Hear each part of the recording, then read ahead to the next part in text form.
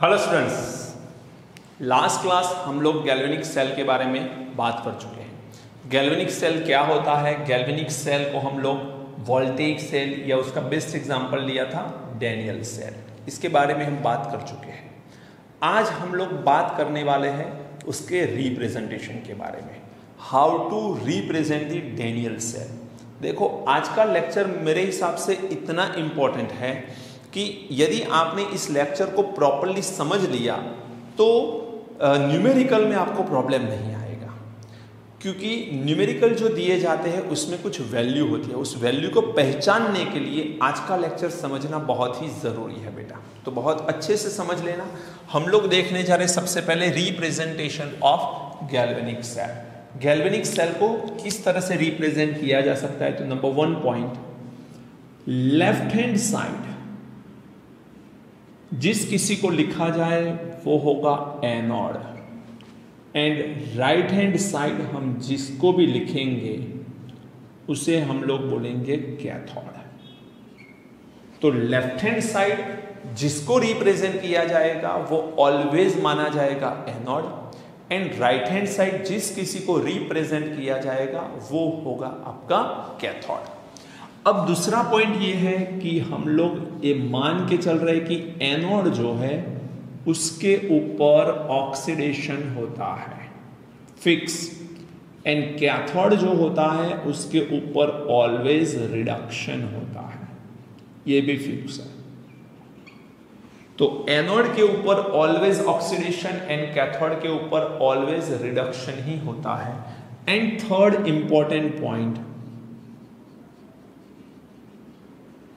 salt bridge represent by two vertical lines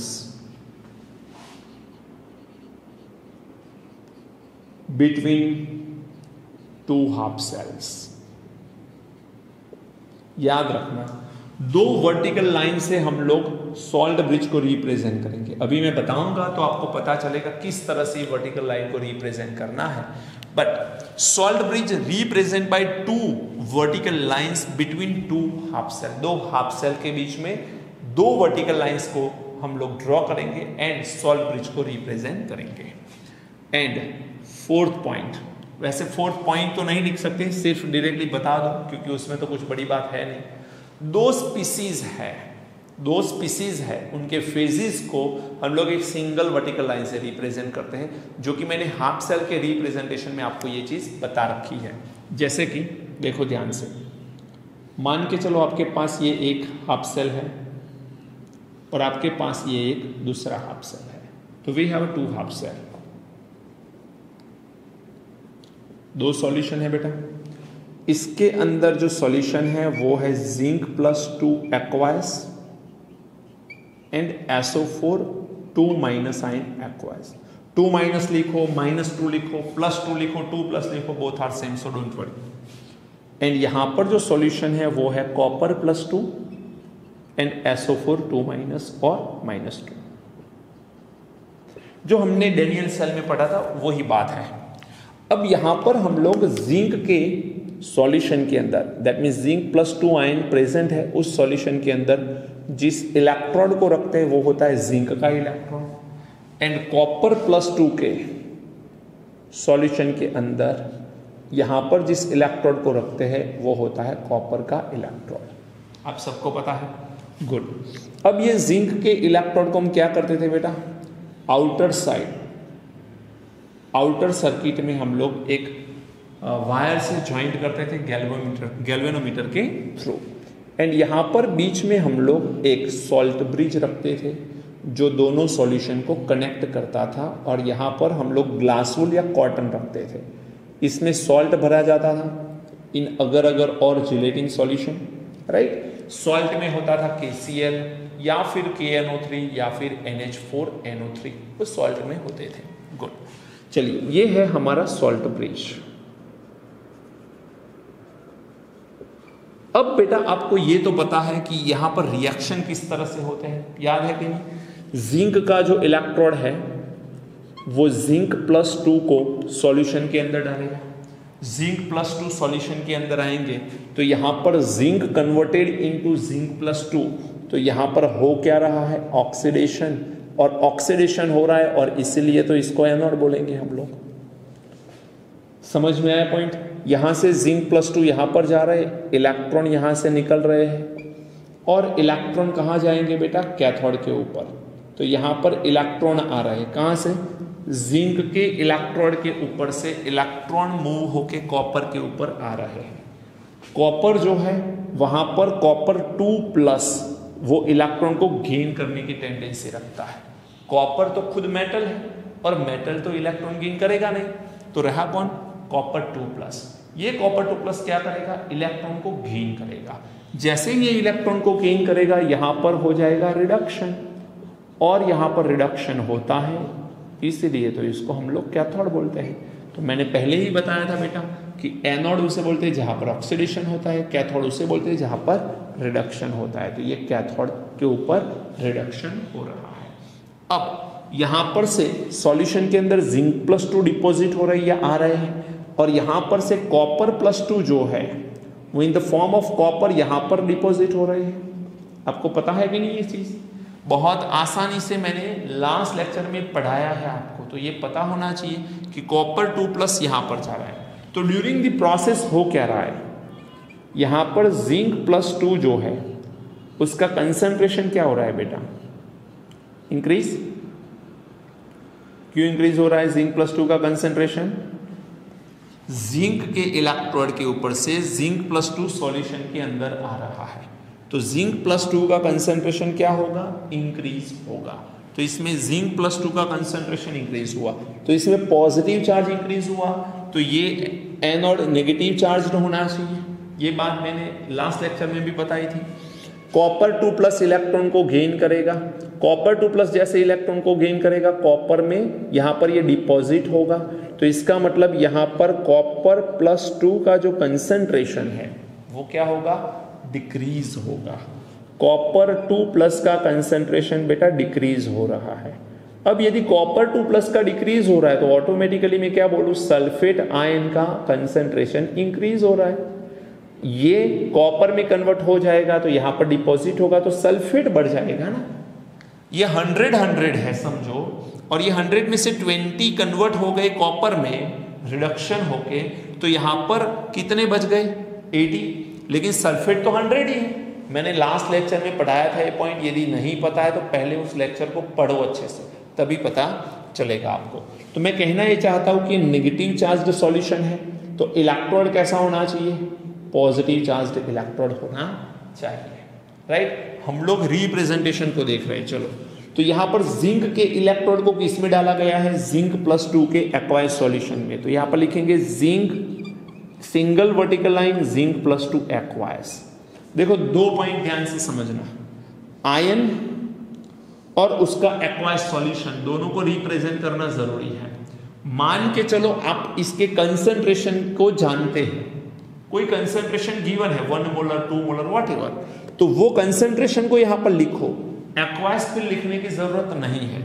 जैसे कि आपको कोई C कंसंट्रेशन या C1 कंसंट्रेशन पता था तो C1 लिख लो, यदि कंसंट्रेशन नहीं पता है तो एक्वायस लिखो। अभी आगे जाके गैसियस इलेक्ट्रोड भी आएंगे, और गैसियस इलेक्ट्रोड आएंगे तो हम गैस को भी रिप्रेजेंट करेंगे, उसके प्रेशर को भी रिप्रेजेंट करेंगे। तो गैस होगा तो G लिखेंगे, प्रेशर होगा तो जो प्रेशर होगा उसको यूनिट के साथ रिप्रेजेंट करेंगे, 1 बार 1 atm जो भी होगा वो लिखेंगे हम लोग, आगे आपको पता चलेगा वो। तो जिंक प्लस 2 के सॉल्यूशन के अंदर डिप किया गया है, ये इसका रिप्रेजेंटेशन है। इसका रिप्रेजेंटेशन भी मैंने लास्ट लेक्चर में बता ही दिया है। वैसे तो कॉपर 2+, कॉपर के इलेक्ट्रोड को कॉपर 2+ के एक्वायस सॉल्यूशन के अंदर डिप्ड किया गया है। Copper dipped in a copper 2+ aqueous solution. Again ये एक्वायस की जगह कंसंट्रेशन आप जानते हो तो लिखो, C1 C2 व्हाटएवर जो दिया है वो लिखो। यदि गैसियस इलेक्ट्रोड है तो वो गैस लिखो, यहाँ पर G लिखो, एंड फिर उसका प्रेशर भी लिखो, 1 बार 1 atm जो भी गिवन है, 0.5 बार whatever it is. Understood? Okay, ये हो गया हाफ सेल का रिप्रेजेंटेशन, ये हो गया हाफ सेल का रिप्रेजेंटेशन। अब पहली कहानी देखो, left hand side anode and right hand side cathode. तो ये लेफ्ट हैंड साइड है एनोड है देखो, एंड राइट हैंड साइड कौन है कैथोड। सेल के रिप्रेजेंटेशन को ये ध्यान रखना है। एनोड के ऊपर ऑक्सीडेशन तो एनोड के ऊपर ऑक्सीडेशन हो रहा है, कैथोड के ऊपर रिडक्शन तो कैथोड के ऊपर रिडक्शन भी हो रहा है। Salt bridge represent by two vertical lines between two half sales.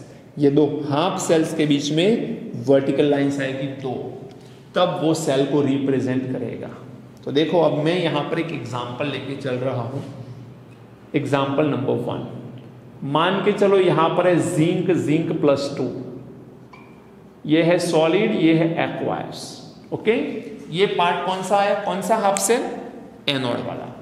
अब ये कैथोड वाला हाफ सेल जब इससे मैं ज्वाइंट करने वाला, जब तक हाफ सेल को रिप्रेजेंट कर रहे थे ठीक है, ये लिखा है बिल्कुल करेक्ट, लेकिन जैसे ही हाफ सेल को कनेक्ट करके हम लोग पूरा सेल बना रहे हैं, मीन सेल बना रहे हैं, तो हमें करना क्या होता है, कॉपर +2 को आगे लिखो, मीन्स आयन को आगे लिखो एंड मेटल को पीछे लिखो।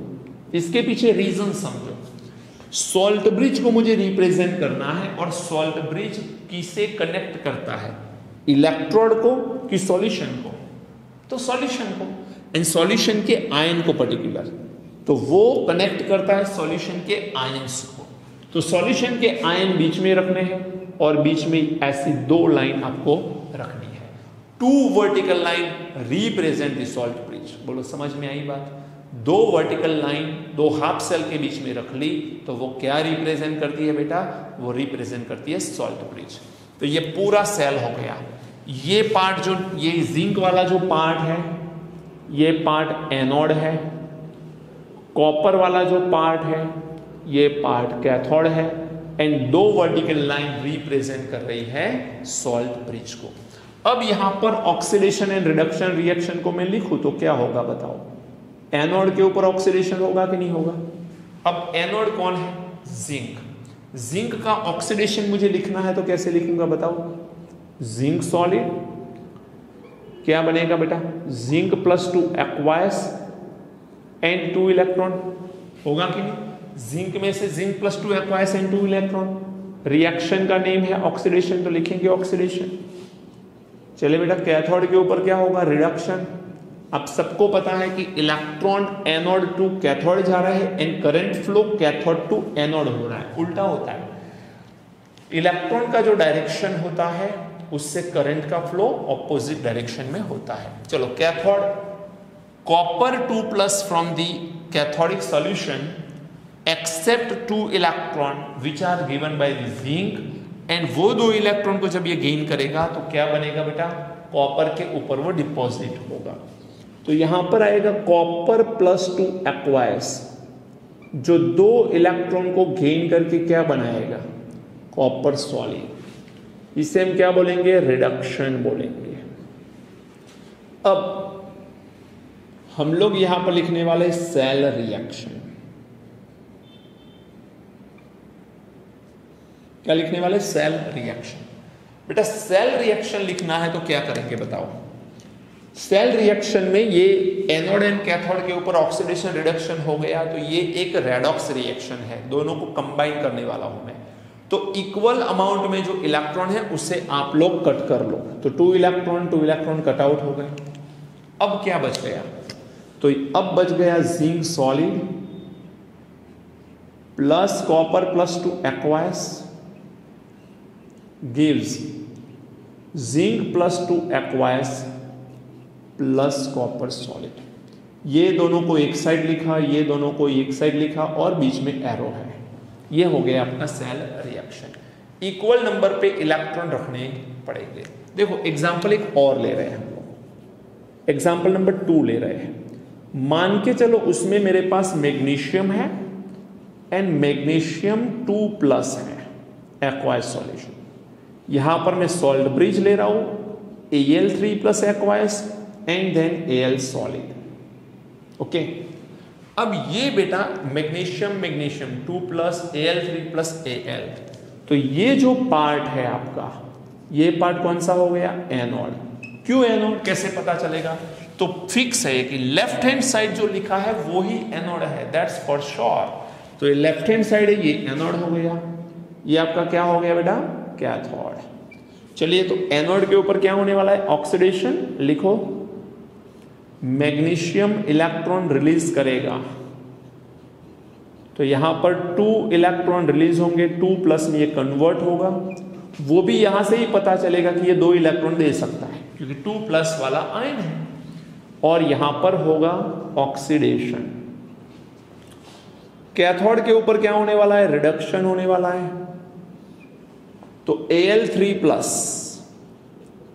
बेटा कितने इलेक्ट्रॉन गेन कर सकता है, 3 इलेक्ट्रॉन गेन कर सकता है। तो क्या बनेगा, Al सॉलिड, ये एक्वायर्स है। यहां पर रिडक्शन हुआ कि नहीं, ऑक्सीडेशन एंड रिडक्शन हो रहा है।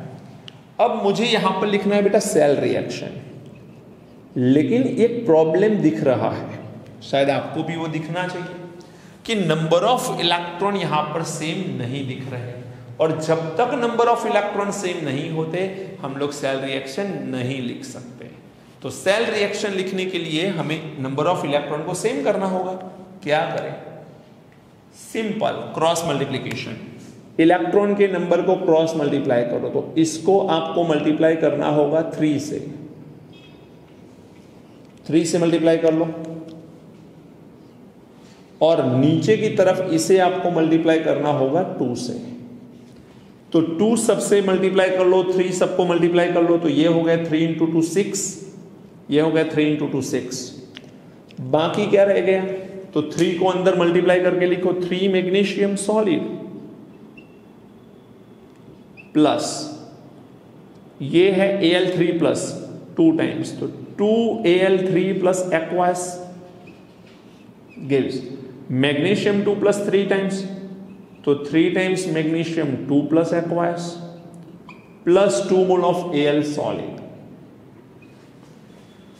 अब आपको ध्यान ये रखना है कि आपको सेल देके ये पूछ सकता है, या ये देके सेल भी रिप्रेजेंट करना पूछ सकते हैं। आपको सेल भी दे सकते हैं, और एनोड एंड कैथोड के रिएक्शन आपको लिखने आने चाहिए, या फिर आपको एनोड कैथोड के रिएक्शन देंगे एंड आपको सेल को रिप्रेजेंट करना होगा। मान के चलो आपको ये रिएक्शन पहले ही दिया हुआ है और आपको बोला है कि सेल को रिप्रेजेंट करो, तो सबसे पहले आपको ये फाइंड करना है कि ऑक्सीडेशन किसका हो रहा है और रिडक्शन। ये तो बहुत आसान है आपके लिए। मैग्नीशियम का ऑक्सीडेशन नंबर 0 है एंड मैग्नीशियम +2 का 2, तो यहां पर 0 2 +2 हो क्या रहा है बेटा, ऑक्सीडेशन, क्योंकि इंक्रीज हो रहा है ऑक्सीडेशन नंबर। यहां पर जरा गौर से देखो तो एल्यूमिनियम का ऑक्सीडेशन नंबर +3 है और यहां पर ये 0 है, तो +3 से 0 क्या हो रहा है बेटा, रिडक्शन, डिक्रीज हो रहा है। तो ये पता चल गया कि ऑक्सीडेशन किसका हो रहा है, रिडक्शन किसका हो रहा है। तो रिप्रेजेंटेशन तो मैंने बता ही दिया है कि एनोड के ऊपर ऑक्सीडेशन होगा जो लेफ्ट हैंड साइड, तो magnesium 2+ left hand side, Al3+ Al right hand side, बीच में लिखो सॉल्ट ब्रिज, तो यही आ जाएगा। आएगा कि नहीं, बोलो बात समझ आ रही है। तो मेरे हिसाब से अब सेल रिप्रेजेंटेशन में आपको कोई दिक्कत नहीं होनी चाहिए। सेल को बहुत आसानी से आप लोग रिप्रेजेंट करने चाहिए आप लोग। ओके, चलिए नोट करिए, फिर हम लोग और आगे बढ़ते हैं। चलिए देखते हैं इलेक्ट्रोड पोटेंशियल। इलेक्ट्रोड क्या है, तो एनोड के सॉल्यूशन के अंदर, या फिर हमने एनोड जो हाफ सेल लिया था उस सॉल्यूशन में एक जिंक का इलेक्ट्रोड हमने डिप्ट किया था। सिमिलरली कॉपर सल्फेट के सॉल्यूशन के अंदर हमने कॉपर का इलेक्ट्रोड डिप्ट किया था। तो उसके पोटेंशियल के बारे में देखना है। बहुत आसान है ये, लेकिन आसान तो है, लेकिन ये समझ में नहीं आया पोटेंशियल तो शायद न्यूमेरिकल आप नहीं कर पाओगे। और कॉम्पिटिटिव एग्जाम हो या बोर्ड एग्जामिनेशन हो, पोटेंशियल के न्यूमेरिकल्स आपको जरूर मिलेंगे। तो पहले पोटेंशियल को समझोगे तो पोटेंशियल के न्यूमेरिकल कर पाओगे। तो बहुत ध्यान से समझना बेटा, इलेक्ट्रोड पोटेंशियल क्या होता है। Potential developed between two oppositely charged electrode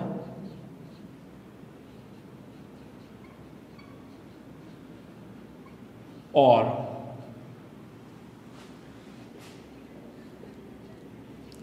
sorry and oppositely charged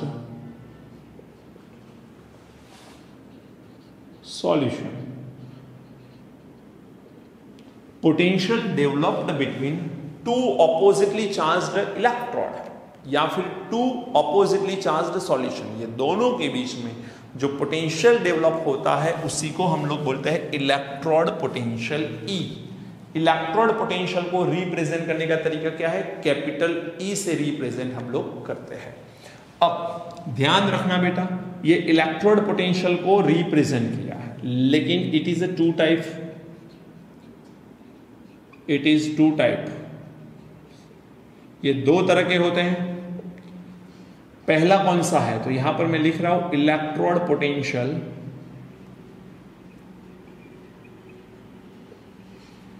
दो तरह के होते हैं।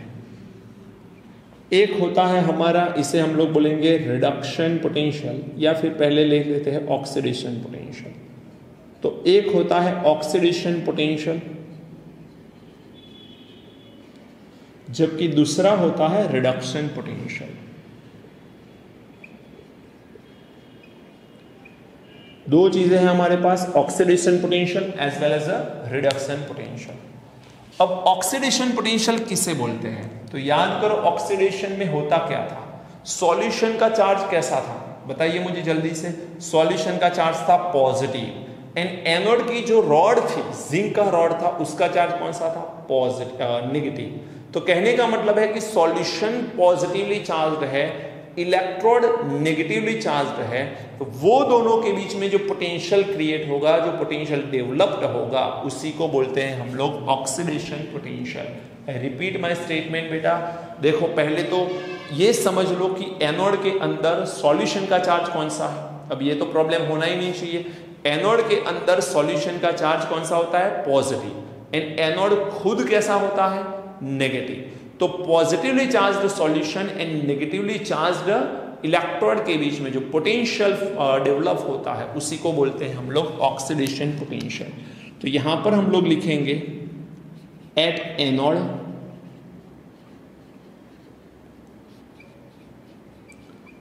एनोड पोटेंशियल डेवलप्ड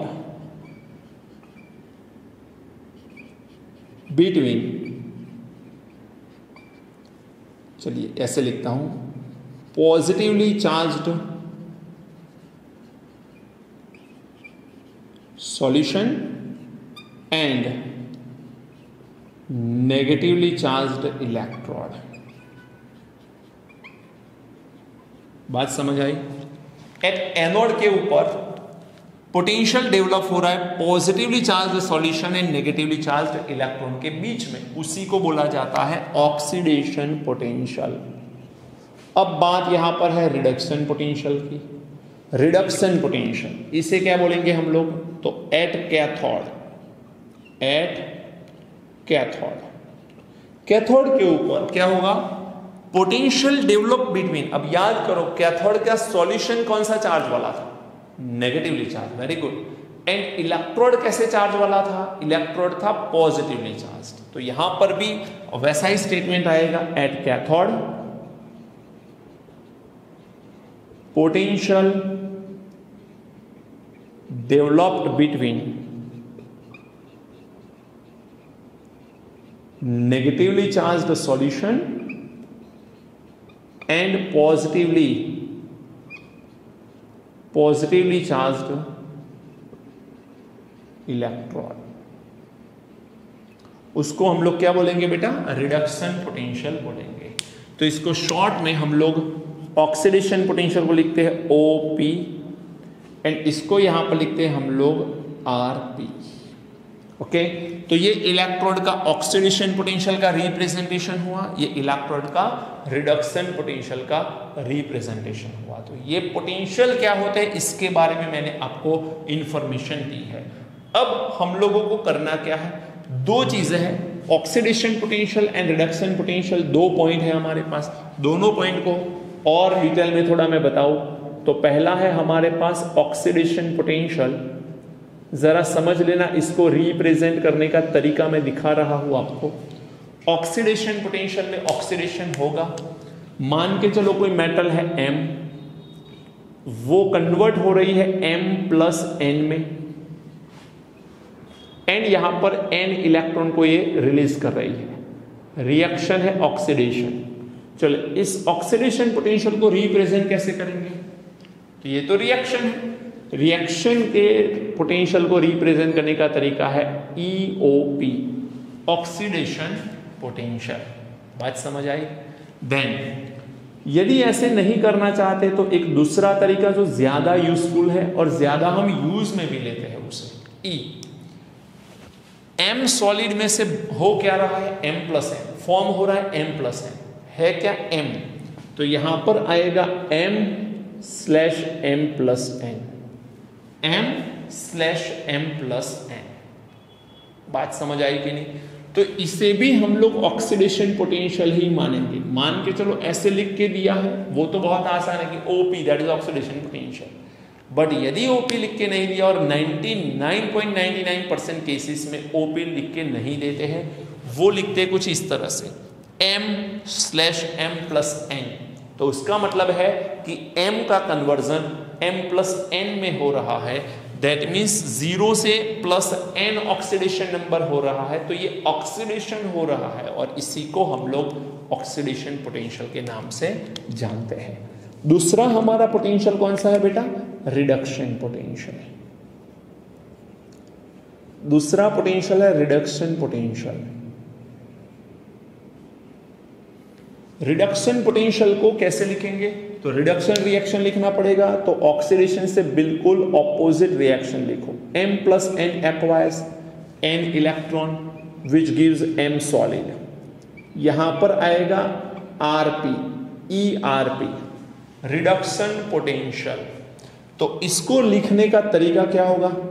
आप तो अब समझ ही गए होंगे कि किस तरह से इसे लिख सकते हैं हम लोग। E then after M+N converted into M, तो यहां पर हमें पहले लिखना होगा M+N, फिर लिखना होगा M। बात समझ आई? तो देखो इस तरह से जब लिख के देते हैं जिसमें मेटल पहले है फिर आयन है, तो वो है आपका ऑक्सीडेशन पोटेंशियल। आयन पहले है मेटल बाद में है, तो वो है आपका रिडक्शन पोटेंशियल। तो आई थिंक आप अब समझ पा रहे हो बात को। समझ में आ रहा है कि नहीं point? Reduction potential and oxidation potential को लिखने का तरीका आपको आना चाहिए। ओके, लिखने का तरीका एक बार आपको आ गया, उसके बाद आपको एक चीज बहुत अच्छे से याद रखनी है कि ऑक्सीडेशन पोटेंशियल जितना बड़ा होगा, कोई भी मेटल का ऑक्सीडेशन पोटेंशियल जितना बड़ा होगा, उसका ऑक्सीडाइज होने की टेंडेंसी ज्यादा होगी। Tendency to oxidize is higher when the oxidation potential of the metal is higher। तो यहां पर हम लोग लिखेंगे किसी भी एलिमेंट के लिए if oxidation potential is higher, तो हम लोग यहां पर लिखेंगे ऑक्सीडाइजेशन कैपेसिटी या oxidization tendency is also higher. तो उसकी ऑक्सीडेशन होने की टेंडेंसी कैसी होगी? ज्यादा होगी। तो ऑक्सीडाइजेशन टेंडेंसी भी ज्यादा होगी। मान के चलो मैं आपको दो मेटल देता हूं, एक कॉपर एक जिंक, दोनों के मैं आपको पोटेंशियल बता देता हूं। दोनों के पोटेंशियल से पता चला, मान के चलो 0.76 पोटेंशियल है जिंक का ऑक्सीडेशन पोटेंशियल एंड -0.34 है, -0.34 है कॉपर का ऑक्सीडेशन पोटेंशियल। मुझे बताइए बेटा, ये दोनों में किसका ऑक्सीडेशन पोटेंशियल ज्यादा? जिंक का बोल रहा हूं मैं 0.76 एंड कॉपर का मैं बोल रहा हूं -0.34। तो दोनों की ऑक्सीडेशन पोटेंशियल ही है, लेकिन किसका ऑक्सीडेशन पोटेंशियल हायर है? जिंक का। तो जिंक एंड कॉपर को जब मैं कनेक्ट करूंगा तो जिंक का ऑक्सीडेशन पोटेंशियल हायर है, इसलिए जिंक एनोड की तरफ वर्क करेगा एंड उसका ही ऑक्सीडेशन होगा। सिमिलरली यहां पर याद रखो, किसी भी एलिमेंट के लिए यदि रिडक्शन पोटेंशियल हायर है, किसी भी एलिमेंट का रिडक्शन पोटेंशियल हायर है, तो उसकी रिडक्शन होने की टेंडेंसी जो है वो ज्यादा होगी, एंड उसकी रिडक्शन होने की टेंडेंसी ज्यादा है, मींस दूसरों की कंपेयर में उसका रिडक्शन अच्छे से होगा। तो जिसका ऑक्सीडेशन पोटेंशियल ज्यादा उसका ऑक्सीडेशन अच्छे से होगा, जिसका रिडक्शन पोटेंशियल ज्यादा उसका रिडक्शन अच्छे से होगा। बात को समझ पा रहे हो कि नहीं? तो बहुत आसान बात है। दो टाइप के पोटेंशियल होते हैं, oxidation potential and reduction potential. Oxidation potential जितना ज्यादा वो मेटल या जो एलिमेंट है उसका ऑक्सीडेशन अच्छा होगा। यदि कोई एलिमेंट का रिडक्शन पोटेंशियल ज्यादा है तो हम लोग बोल सकते हैं कि उसका रिडक्शन ज्यादा होगा या अच्छे से होगा। क्लियर है बात? चलिए नोट करिए, फिर मैं आपको और पॉइंट आगे बढ़ाता हूं। नेक्स्ट पॉइंट है हमारा factor affecting on electrode potential. अभी अभी हम लोगों ने देखा कि इलेक्ट्रोड पोटेंशियल दो तरह के होते हैं, एक ऑक्सीडेशन पोटेंशियल, दूसरा रिडक्शन पोटेंशियल। ये दो ऑक्सीडेशन एंड रिडक्शन पोटेंशियल है, उसके ऊपर कौन से फैक्टर जो है वो इफेक्ट करते हैं। तो सबसे पहला, अभी हम फैक्टर को डिटेल में नहीं पढ़ने वाले क्योंकि एक इक्वेशन हम पढ़ेंगे आगे जाके, उस इक्वेशन का नेम है नन्स्ट इक्वेशन। आप बुक में आगे भी देख सकते हो नन्स्ट इक्वेशन। जब तक ये नन्स्ट इक्वेशन में नहीं पढ़ाऊंगा तब तक ये फैक्टर के बारे में ज्यादा डिटेल में मैं नहीं बता पाऊंगा, लेकिन आपको सिर्फ फैक्टर के नेम याद रखने हैं अभी तो यहां पर सबसे पहला है nature of electrode. Nature of electrode सबसे पहला पॉइंट है। देखो, आपको पता है कि जिंक का जो इलेक्ट्रोड पोटेंशियल होगा, क्या कॉपर का वही होगा, क्या सिल्वर का वही होगा, क्या निकल का वही होगा? हर किसी मेटल का पोटेंशियल अलग अलग होगा, तो हर किसी का इलेक्ट्रोड पोटेंशियल अलग है। तो नेचर ऑफ मेटल हम लेंगे, नेचर ऑफ इलेक्ट्रोड हम चेंज करेंगे, तब पोटेंशियल भी तो चेंज हो जाएगा। अंडरस्टूड? ऐसी कोई मेटल ली है जिसका ऑक्सीडेशन पोटेंशियल ज्यादा है तो वो एनोड की तरह वर्क करेगी, और ऐसी कोई मेटल ली है जिसका रिडक्शन पोटेंशियल ज्यादा है तो वो कैथोड की तरह वर्क करेगी। मींस मेटल एनोड होगी कि कैथोड, तो वो डिपेंड करती है उसके नेचर के ऊपर। तो बात यहां पर यह है कि nature of electrode is one of the important aspect जिसमें हमें याद रखना है ऑक्सीडेशन पोटेंशियल पूरा लिखता हूं, चलो। Oxidation potential higher then the metal is work as a anode, and यदि किसी मेटल का रिडक्शन पोटेंशियल ज्यादा है या कोई एलिमेंट का रिडक्शन पोटेंशियल ज्यादा है तो वो कैथोड की तरह वर्क करेगी। तो वो एनोड है कि कैथोड, वो डिपेंड करता है उसके पोटेंशियल के ऊपर। चलिए नेक्स्ट पॉइंट आता है हमारा, that is concentration of ion. Solution के अंदर आयंस होते हैं, हमें पता है, यदि उनका कंसेंट्रेशन चेंज हो जाएगा तो भी फर्क पड़ेगा। Concentration of ion change then the potential is also changed.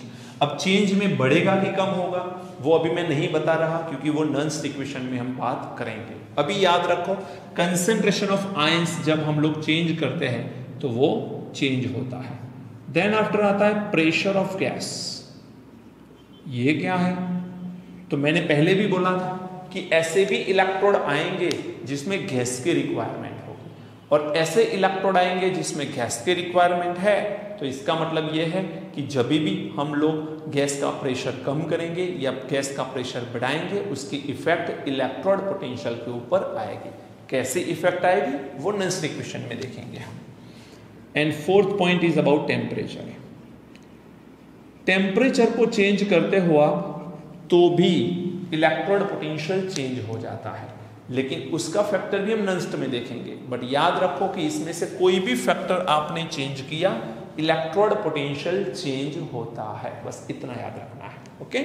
And एक और पॉइंट है जो सबसे ज्यादा इंपॉर्टेंट है, that is standard electrode potential.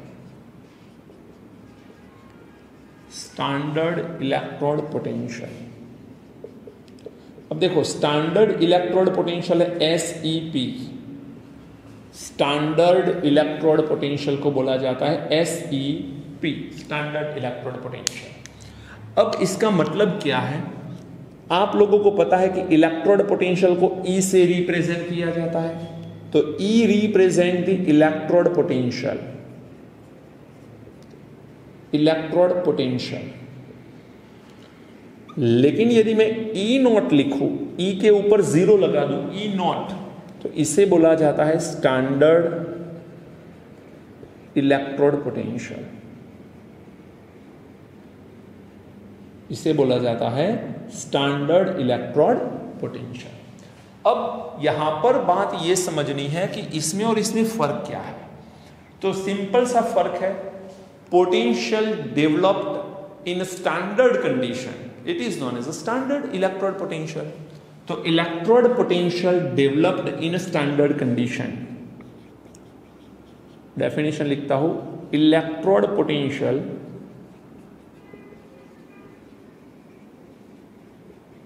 developed in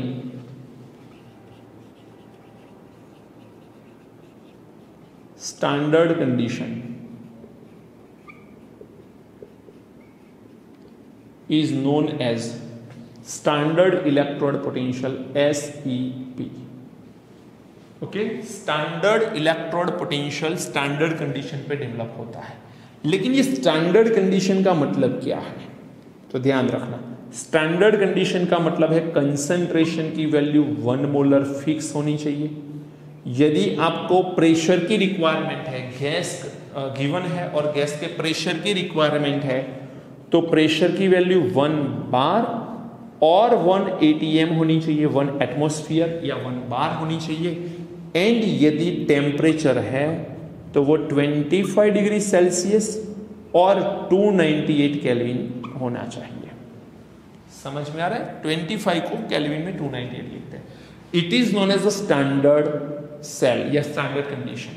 अब ये स्टैंडर्ड कंडीशन में किसी भी इलेक्ट्रोड का पोटेंशियल आप मेजर करोगे, उस पोटेंशियल को आप क्या बोलोगे? Standard electrode potential.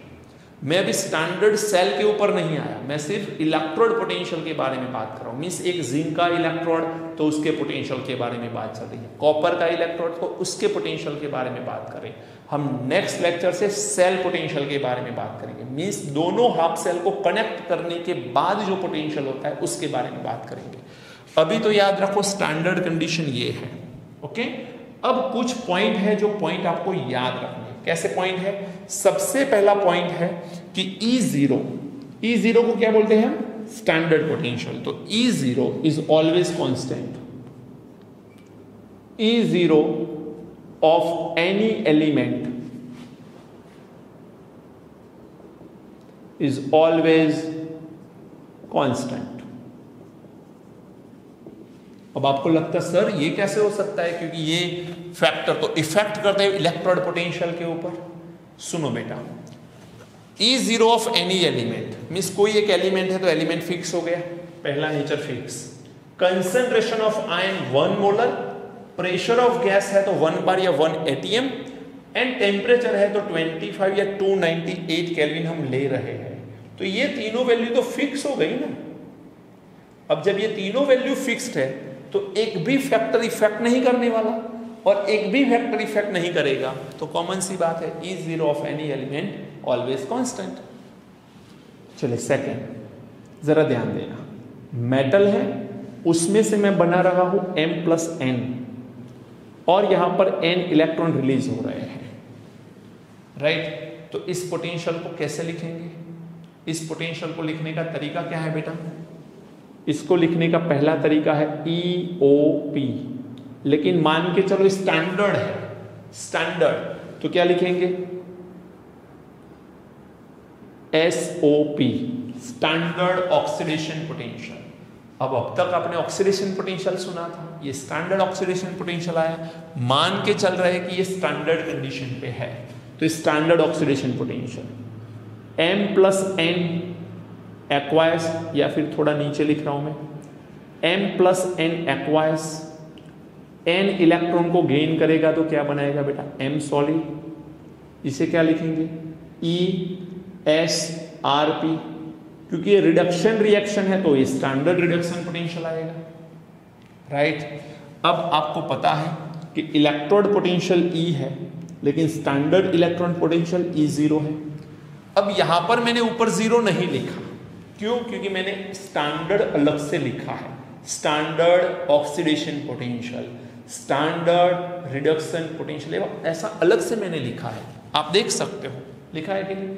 लेकिन यदि मैं चाहूं तो इसे ऐसे भी लिख सकता हूं, E0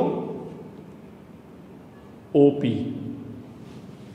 E0 OP, that is E0, E0 आ गया। E0 का मतलब क्या होता है? स्टैंडर्ड, एंड OP का मतलब क्या है? Oxidation potential. E0 दो टाइप के होते हैं बेटा, ऑक्सीडेशन पोटेंशियल, रिडक्शन पोटेंशियल। इसको भी और एक तरीके से लिख सकते हो, E0 M में से क्या बन रहा है? M प्लस N, तो M/M प्लस N, ऐसे भी लिख सकते हो।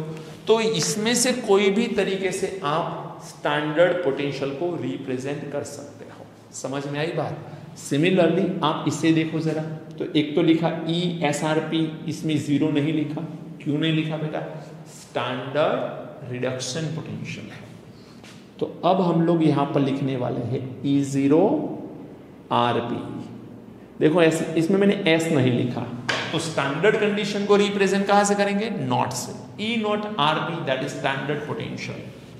इसी को हम लोग कैसे लिखेंगे? E0, यहां पर आएगा M plus N/M, M plus N में से M बन रहा है, तो ये भी रिडक्शन पोटेंशियल है, समझ लेना। अब कभी कभी क्वेश्चन में आपको इलेक्ट्रोड पोटेंशियल की वैल्यू गिवन होती है, बट वो पोटेंशियल ऑक्सीडेशन पोटेंशियल है कि रिडक्शन पोटेंशियल, ऐसा मेंशन नहीं किया जाता है कभी कभी। तो इफ